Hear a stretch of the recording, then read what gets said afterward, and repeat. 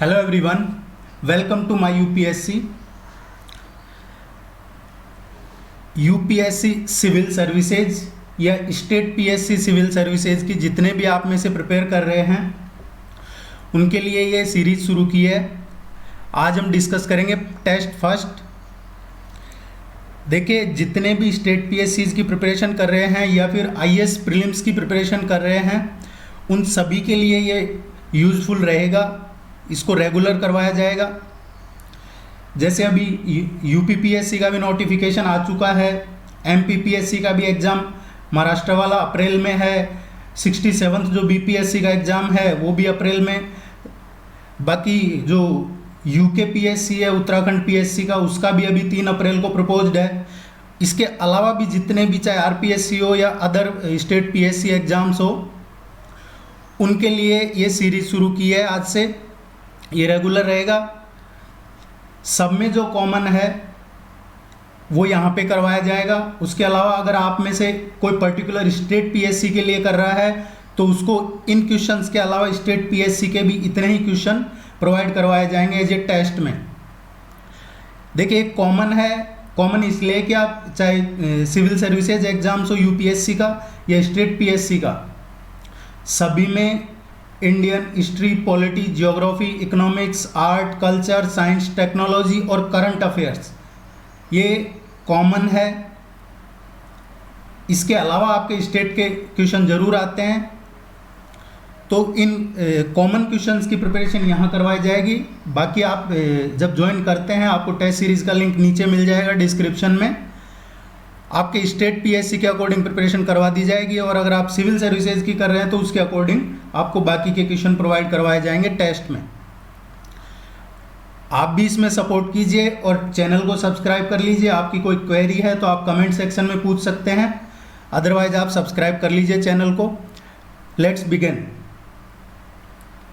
ये हिंदी और इंग्लिश दोनों मीडियम में करवाया जाएगा। तो यहाँ पे जैसे हिंदी में करवाया जा रहा है तो इसका मतलब ये नहीं है कि इंग्लिश मीडियम वालों के लिए नहीं है। यही सेम क्वेश्चन आपको इंग्लिश में भी प्रोवाइड करवाए जाएंगे अगर आप इंग्लिश मीडियम में ज्वाइन करते हैं तो।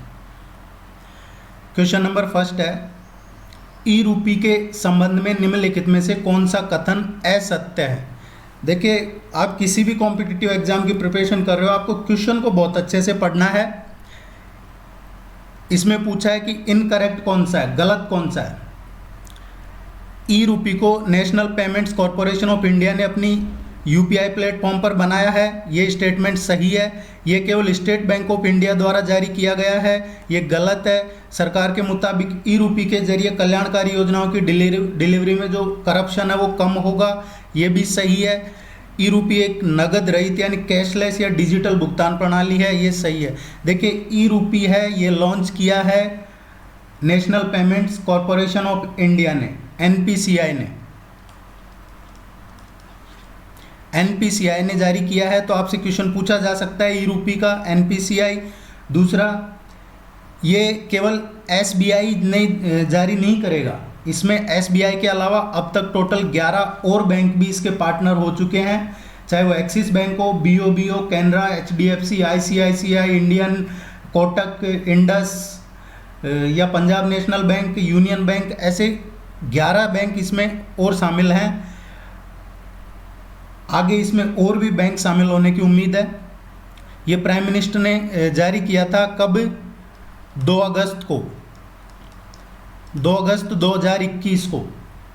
देखिए, आपके कोई भी स्टेट पीएससी हो या यूपीएससी का एग्जाम हो, पिछले 1 से 1.5 साल का करंट अफेयर्स बहुत इंपॉर्टेंट है, स्पेशली 1 साल का तो बहुत ज़्यादा इंपॉर्टेंट है और उसी को ध्यान में रख के आपको प्रिपरेशन करवाई जाएगी। सो इसका करेक्ट आंसर है बी ऑप्शन इनकरेक्ट है।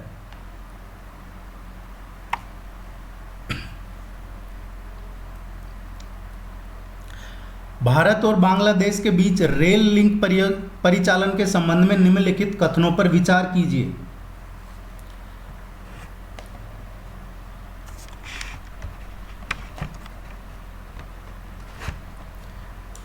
मौजूदा वक्त में भारत और बांग्लादेश के बीच 5 रेल लिंक परिचालन अवस्था में है।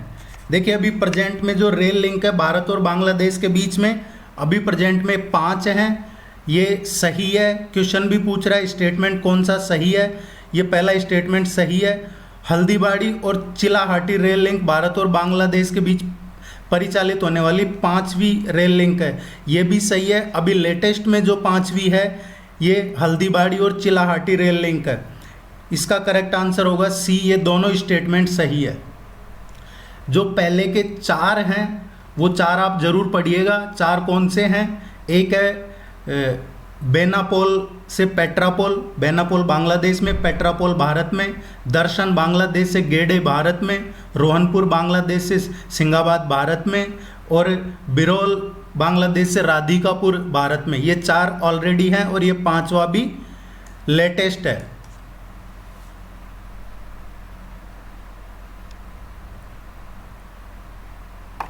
निम्नलिखित में से कौन सा भारतीय कार्यकर्ता, विचारक और समाज सुधारक लोक हितवादी के नाम से प्रसिद्ध है? लोक हितवादी के नाम से इनमें से कौन प्रसिद्ध रहे हैं?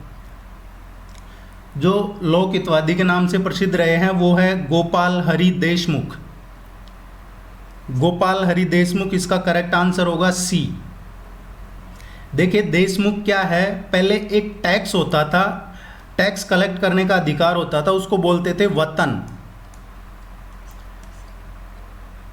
ये 80s की बात है। उस टाइम पे एक परिवार को, पर्टिकुलर किसी रॉयल फैमिली या पर्टिकुलर किसी परिवार को एक टैक्स कलेक्शन का के राइट्स होते थे, उसको बोलते थे वतन। और उसी के कारण परिवार को बाद में देशमुख कहा जाने लगा था। बाद में इसी को ही देशमुख कहा जाने लगा था।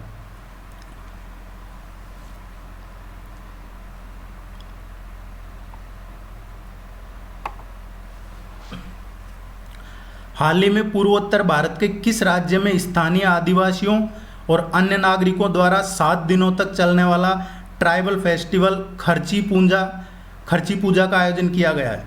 देखिए क्वेश्चन पूछा जा सकता है खर्ची पूजा किससे एसोसिएटेड है, खर्ची पूजा जो ट्राइबल फेस्टिवल है ये कहाँ पे आयोजित किया गया है? तो ये जो खर्ची पूजा है ये त्रिपुरा का है। यहाँ पे ये देवी देवताओं की पूजा की जाती है। इसमें जो ट्राइबल्स आदिवासी स्थानीय वहाँ के, इसका करेक्ट आंसर होगा डी, त्रिपुरा।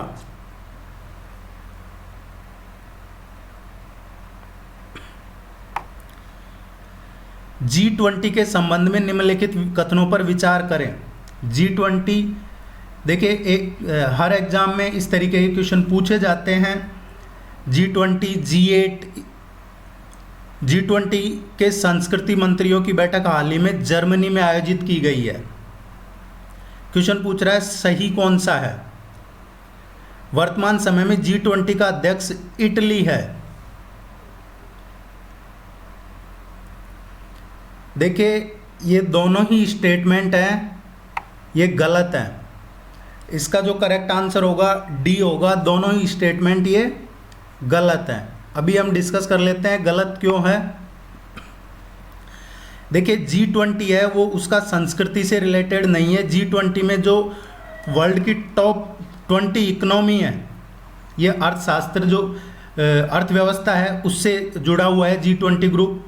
इसमें जो टॉप 20 हैं उनके फाइनेंस मिनिस्टर और उनका जो सेंट्रल बैंक है, जैसे आप अपने रिजर्व बैंक है, उनके गवर्नर्स की बैठक होती है।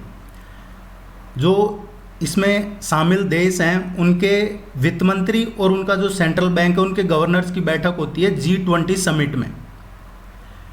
इसमें सिर्फ आर्थिक जो टॉपिक्स हैं, आर्थिक विषय, उन पर ही चर्चा होती है।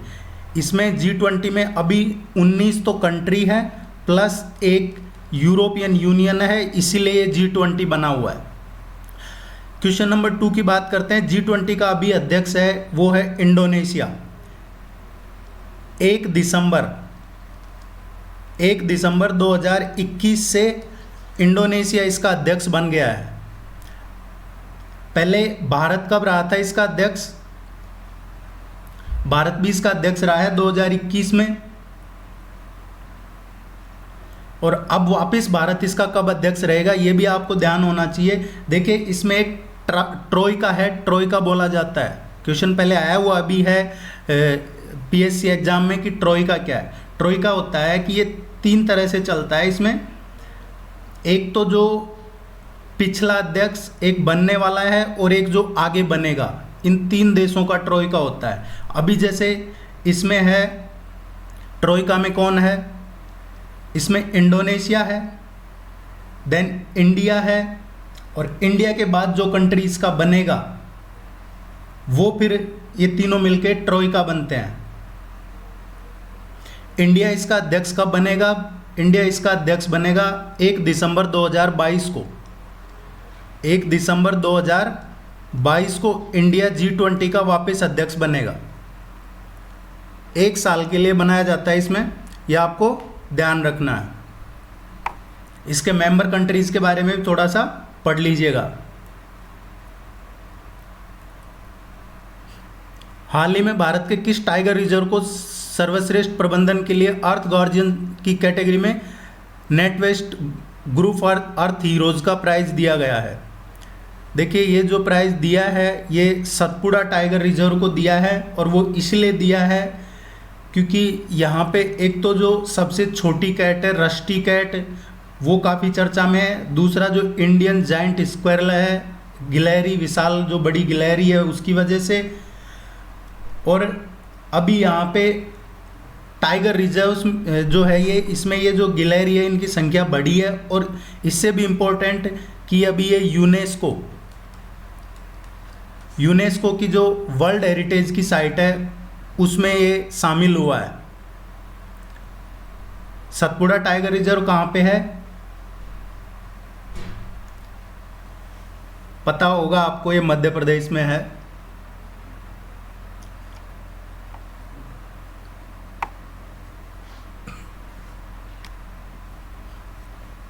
हाल ही में भारत के किस राज्य में प्रतिकूल पुलिस रिपोर्ट पर पासपोर्ट और रोजगार की सुविधा को नामंजूर करने का निर्णय लिया है? पहले क्या होता था कि पुलिस वेरिफिकेशन के बेस पे रोजगार, गवर्नमेंट जॉब में आप जैसे किसी एग्जाम में क्वालिफाई हो गए हैं, ज्वाइनिंग के टाइम आपको पुलिस वेरिफिकेशन करवाना होता है, या फिर आप पासपोर्ट बनवा रहे हैं तो भी पुलिस वेरिफिकेशन होता है। लेकिन अभी किसी एक स्टेट में पुलिस वेरिफिकेशन के बेस पे ना तो पासपोर्ट मिलेगा ना ही रोजगार मिलेगा। ये किया है जम्मू कश्मीर में।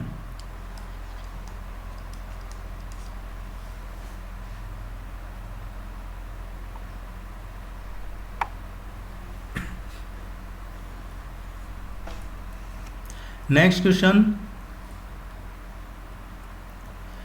निम्नलिखित में से कौन मुगल साम्राज्य के पतन के कारण थे? मुगल साम्राज्य का पतन हुआ, उसके क्या कारण थे? डिक्लाइन क्यों हुआ मुगल एम्पायर, उसके क्या कारण थे?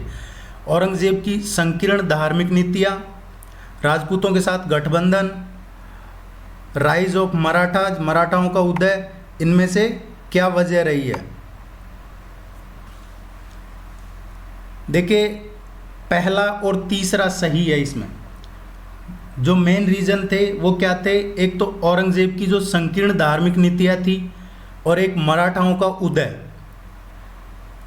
ये 2 वजह से मुगल एम्पायर डिक्लाइन हो गया। औरंगजेब की धार्मिक नीतियाँ क्या थी कि जो गैर मुस्लिम है, नॉन मुस्लिम है, उन पे उसने जजिया लगा दिया था, जजिया कर, जिसे बाद में अकबर ने ख़त्म किया था। ए इसका करेक्ट आंसर होगा।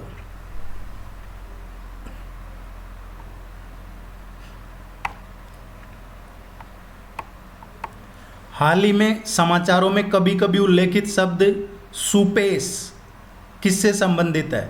देखिए, ये सुपेश है, ये सुप्रीम कोर्ट से रिलेटेड है। ये सुप्रीम कोर्ट में क्या है, जो पेंडिंग मामले हैं उनको कम करने के लिए, या उनकी जो वर्किंग एफिशिएंसी है या पेंडिंग मैटर्स हैं उनको कम करने के लिए ये सुपेश चालू किया है। आप इसको सुप्रीम कोर्ट पेश ऐसे याद रख सकते हैं। आर्टिफिशियल इंटेलिजेंस से संबंधित है। ए इसका करेक्ट आंसर होगा। अभी सर्वोच्च न्यायालय जो अपेक्स कोर्ट है, उन्होंने ये तकनीक ये विकसित किया है, लॉन्च किया है सुपेश। इससे क्या होगा कि जो न्यायिक प्रक्रिया उनको समझने के लिए और उनका स्वचालन करने के लिए आर्टिफिशियल इंटेलिजेंस के माध्यम से दक्षता में सुधार, पेंडेंसी को कम किया जाएगा। आप चैनल को सब्सक्राइब कर लीजिए आपकी कोई क्वेरी है ज़रूर पूछिए। आपको टेस्ट सीरीज़ का लिंक नीचे मिल जाएगा डिस्क्रिप्शन में। या आपके एग्ज़ाम तक चलेगी टेस्ट सीरीज, 5 जून तक चलेगी ये टेस्ट सीरीज। रेगुलर 5 जून तक आपको टेस्ट करवाए जाएंगे। संयुक्त राष्ट्र सुरक्षा परिषद की अध्यक्षता के बारे में निम्नलिखित में से कौन सा कथन असत्य, गलत कौन सा है यूनाइटेड नेशंस सिक्योरिटी काउंसिल की अध्यक्षता के बारे में? देखिए, इसमें कुछ परमानेंट मेंबर होते हैं, कुछ नॉन परमानेंट मेंबर हैं। हर महीने जो परमानेंट और नॉन परमानेंट टोटल 15 कंट्री है, उनमें से एक को हर महीने इसकी सिक्योरिटी काउंसिल की अध्यक्षता मिलती है।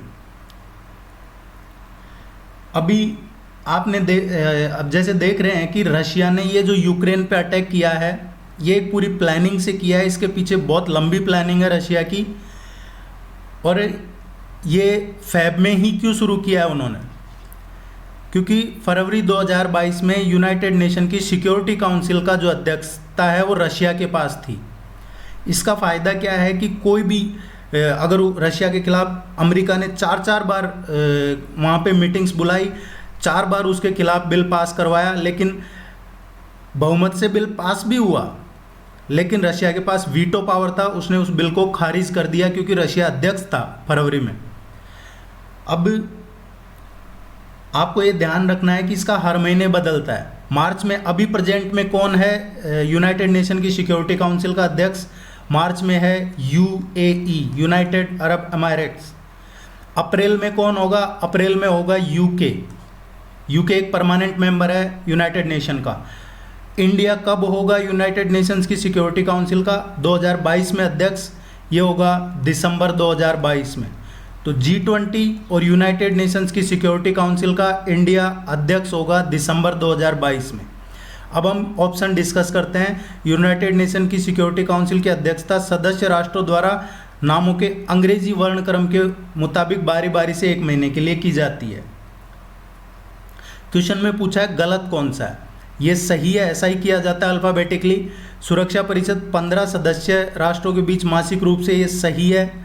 सदस्य देश के प्रतिनिधिमंडल के प्रमुख को यूएनएससी के अध्यक्ष के रूप में जाना जाता है, ये भी सही है। वर्तमान समय में अमेरिका यूएनएससी का अध्यक्ष नहीं है। अभी प्रेजेंट में, फरवरी में तो रशिया था और अभी प्रेजेंट में मार्च में यूएई है, अप्रैल में यूके होगा। आगे का आप जरूर पढ़िएगा। डी गलत है, डी इसका करेक्ट आंसर होगा।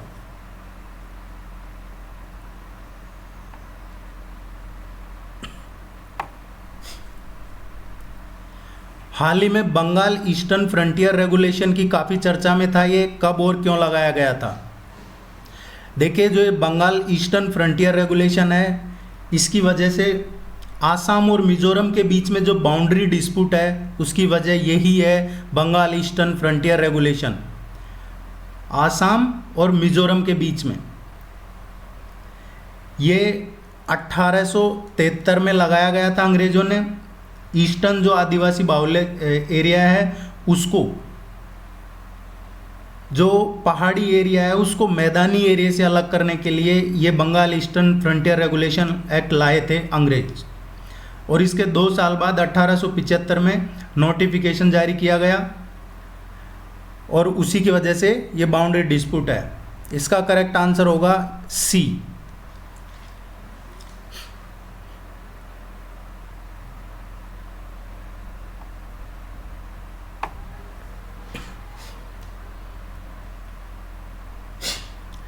कराची समझौता निम्नलिखित में किससे संबंधित है?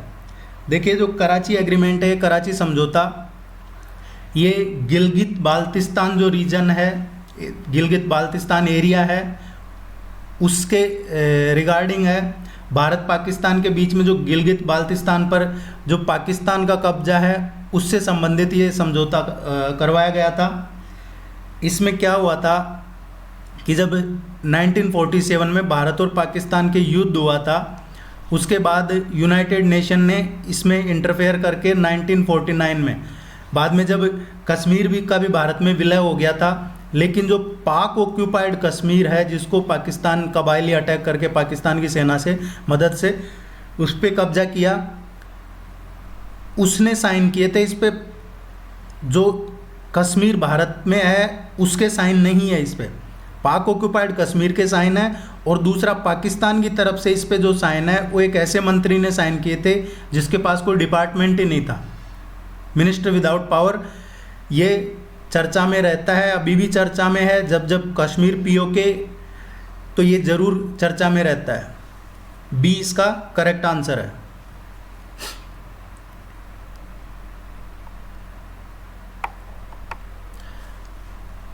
जो 8 कोर इंडस्ट्रीज हैं उनके बारे में है, उनके बाहर के घटते क्रम में, ज़्यादा से कम में। देखिए अभी रिसेंटली जो आंकड़े हैं उनके मुताबिक, और ये बाहर का मतलब क्या है, प्रोडक्शन से है। प्रोडक्शन, उत्पादन, किस एरिया में कितना उत्पादन हो रहा है, कितनी वृद्धि हुई है, तो कौन सी कंपनी किस कोर फील्ड में ज़्यादा प्रोडक्शन हो रहा है, उसमें घटता क्रम ज़्यादा से कम। इसको देखते हैं तो सबसे ज़्यादा रिफाइनरी, देन इलेक्ट्रिसिटी, स्टील और कोल एरियाज, ये इसका करेक्ट आंसर आएगा। इसको रेगुलर पढ़ते रहिएगा, ये चेंज होता रहता है हर 3 महीने में। इसकी आपको ज़रूर डिटेल पता करनी है कि जो 8 कोर इंडस्ट्रीज़ हैं उनमें सबसे ज़्यादा, क्वेश्चन अभी किसी पीएससी एग्जाम में आया था कि सबसे ज़्यादा कौन सी इंडस्ट्री प्रोडक्शन कर रही है, तो ये चेंज होता रहता है।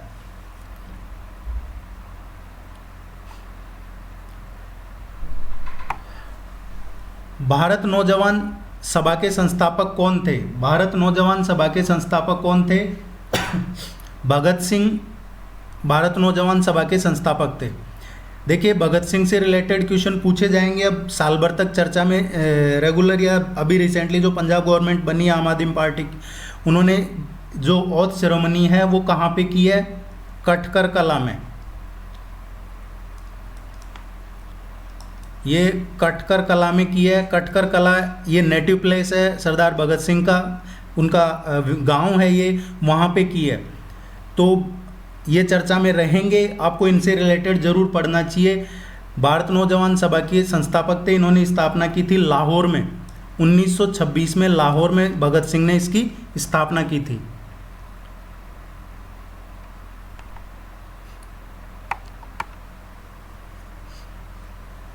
पेंगोंग सो लेक झील के संदर्भ में सही क्या है? ये भारत के केंद्र शासित प्रदेश जम्मू कश्मीर में है पेंगोंग सो, ये गलत है। इसका 1/3 हिस्सा भारत में और 2/3 चाइना में स्थित है, ये सही है। बी इसका करेक्ट आंसर होगा। पेंगोंग सो लेक कहाँ पे है? ये जम्मू एंड कश्मीर में नहीं है, जो लद्दाख यूटी है केंद्र शासित प्रदेश लद्दाख, उसमें है ये।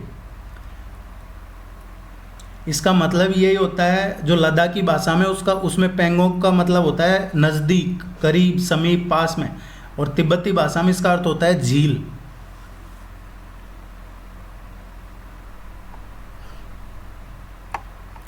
किस देश के प्रधानमंत्री को 2021 में पद्म विभूषण सम्मान से भारत सरकार ने सम्मानित किया है? इसका करेक्ट आंसर आएगा जापान। शिंजो आबे जापान के जो प्रधानमंत्री थे, उनको 2021 का पद्म विभूषण से सम्मानित किया है भारत सरकार ने। देखिए 2022 के 2021 के जो पद्म अवार्ड हैं वो ज़रूर पढ़ लीजिएगा। स्टेट पीएससी में क्वेश्चन आता है, यूपीएससी में, सिविल सर्विसेज में तो उम्मीद कम है, लेकिन स्टेट पीएससी में आता है। सीबीडीआर सिद्धांत जो ग्रीन हाउस गैस उत्सर्जन में कमी और जलवायु परिवर्तन से जुड़ा है, वो किसके द्वारा किया गया था? देखिए पहले तो आपको ये देखना है सीडीबीआर क्या होता है। सीबीडीआर, ये जो सीबीडीआर है इसका मतलब होता है common but differentiated responsibilities. Common but differentiated responsibilities, अलग अलग कंट्रीज़ को अलग अलग रेस्पॉन्सिबिलिटीज़ है। इसमें डेवलप्ड कंट्रीज़ के पास अलग रेस्पॉन्सिबिलिटी है, डेवलपिंग कंट्रीज़ के पास अलग रेस्पॉन्सिबिलिटी है। ये है United Nations framework convention on climate change, इसके द्वारा जारी किया गया है।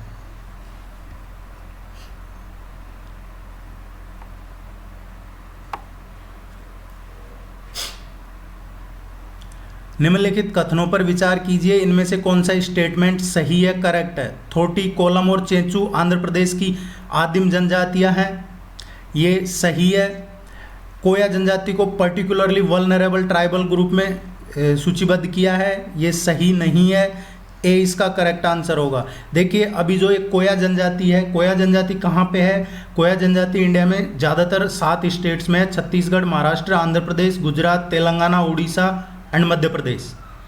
ये आदिवासी समुदायों के बीच में एक गोंडी भाषा बोली जाती है, Gondi.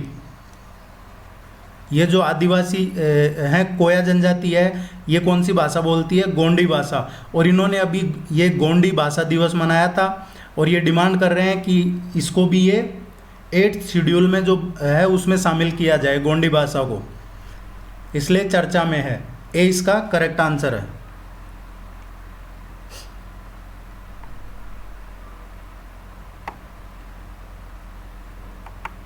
Fragile x syndrome, fragile x syndrome ये किस प्रकार की डिजीज़ है? देखिए ये बौद्धिक दुर्बलता बढ़ाने वाली आनुवंशिक जेनेटिक डिजीज़ है। पहली बात, ये बौद्धिक दुर्बलता बढ़ाती है। इसमें क्या होता है फ्रेजाइल एक्स सिंड्रोम में? इसमें अटेंशन नहीं कर पाता है आदमी, अटेंशन की कमी होती है। सी इसका करेक्ट आंसर होगा। निम्नलिखित में से किस मामले में ट्रांसजेंडर को थर्ड जेंडर के रूप में सुप्रीम कोर्ट ने घोषित किया था? ट्रांसजेंडर अब थर्ड जेंडर माने जाते हैं, वो कौन से केस में सुप्रीम कोर्ट ने डिक्लेयर किया था कि ये थर्ड जेंडर है? ये केस था national legal service authority, NLSA versus, ये था इंडिया संघ मामला, यूनियन ऑफ इंडिया। ए इसका करेक्ट आंसर होगा, ये ध्यान रखिएगा, इंपॉर्टेंट है।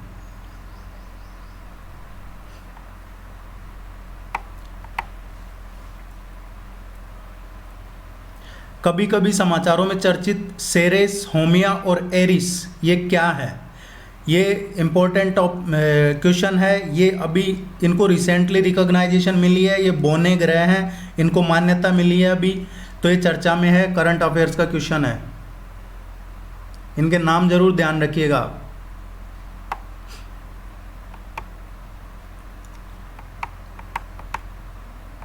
ये विद्रोह है और इसका नेतृत्व किसने किया है, ये मैच करना है। देखिए कूका आंदोलन है, कूका आंदोलन का नेतृत्व किसने किया था? भगत जवाहर माली ने किया था। फराजियों का आंदोलन ये हाजी शरीयतुल्लाह ने किया था, इसका नेतृत्व है। वहाबी आंदोलन, वहाबी आंदोलन का किसने किया था? सैयद अहमद बरेलविक ने किया था। इंडिगो विद्रोह, इंडिगो विद्रोह का विष्णुचरण विश्वास ने किया था। आप इसको जरूर नोट कर लीजिएगा, इस तरीके का क्वेश्चन आता है। सी इसका करेक्ट आंसर होगा।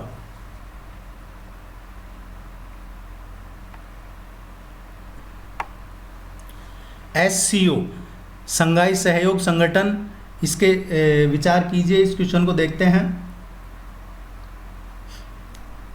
रूस, China, Kyrgyzstan, Kazakhstan, Tajikistan, Uzbekistan इसके संस्थापक सदस्य हैं। ये बिल्कुल सही स्टेटमेंट है। पाकिस्तान और भारत इसके परमानेंट मेंबर हैं, ये स्टेटमेंट भी सही है, दोनों ही सही है। SCO है, SCO की स्थापना कब हुई थी? इसकी जून 2001 में इसकी स्थापना हुई थी। और इसका हेडक्वार्टर कहाँ पे है? इसका हेडक्वार्टर है बीजिंग में, चाइना में। यह आपको ध्यान में रखना है। अभी SCO की मीटिंग हुई थी, करंट का क्वेश्चन है।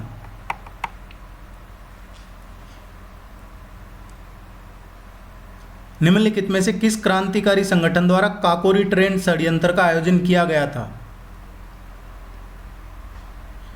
इसका करेक्ट आंसर होगा हिंदुस्तान रिपब्लिकन एसोसिएशन। देखिए काकोरी कब हुआ था? ये 9 अगस्त 1925 में हुआ था ये काकोरी ट्रेन षड्यंत्र, जो भी माने आप इसको। HRA हिंदुस्तान रिपब्लिक एसोसिएशन इसने किया था। इसमें इसका नेतृत्व किया था राम प्रसाद बिस्मिल, अस्फाउल्लाह खान, चंद्रशेखर आज़ाद, इन्होंने इसका समर्थन नेतृत्व किया था।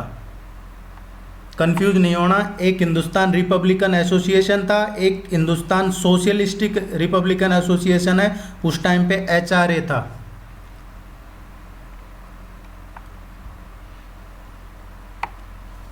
हाल ही सुर्खियों में रहे वाहिनी योजना के संबंध में कौन सा कथन सही है? वाहिनी योजना के संबंध में जो कथन सही है, देखिए पश्चिम बंगाल सरकार इस बार के वार्षिक बजट में इसकी घोषणा करने जा रही है।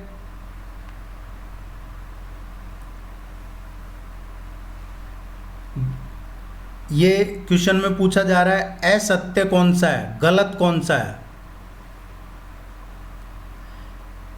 ये स्टेटमेंट गलत है। ये जो वाहिनी योजना है, ये जो बच्चियां हैं स्कूल में पढ़ने वाली उनके लिए है। बी, ए स्टेटमेंट गलत है, बी, सी और डी सही है। जो बच्चियां उनको 100% मुफ्त ये सैनिटरी जो पैड्स हैं ये दिए जाएंगे। और ये शुरू किए किसने? अभी जो सिक्किम है, सिक्किम के जो चीफ मिनिस्टर हैं पीएस तमांग ने इसकी घोषणा की है, प्रेम सिंह तमांग ने, कि जो बच्चियां हैं 10वीं 9वीं से 12वीं तक की बच्चियां, उनको ये मुफ्त में दिया जाएगा सुरक्षित रखने के लिए, कि ताकि बच्चियों की संख्या बढ़ाई जा सके स्कूलों में। देखिए ये था। आप चैनल को सब्सक्राइब कर लीजिए, आप टेस्ट सीरीज ज्वाइन कर लीजिए। आप किसी भी पीएससी एग्ज़ाम की प्रिपरेशन कर रहे हैं 2022 प्रीलिम्स के लिए, तो ये आपके लिए बेनिफिशियल रहेगा। रेगुलर टेस्ट करवाए जाएंगे हिंदी और इंग्लिश में। Thank you very much. आपका कोई और सजेशन हो तो ज़रूर बताइए। Thank you, good luck.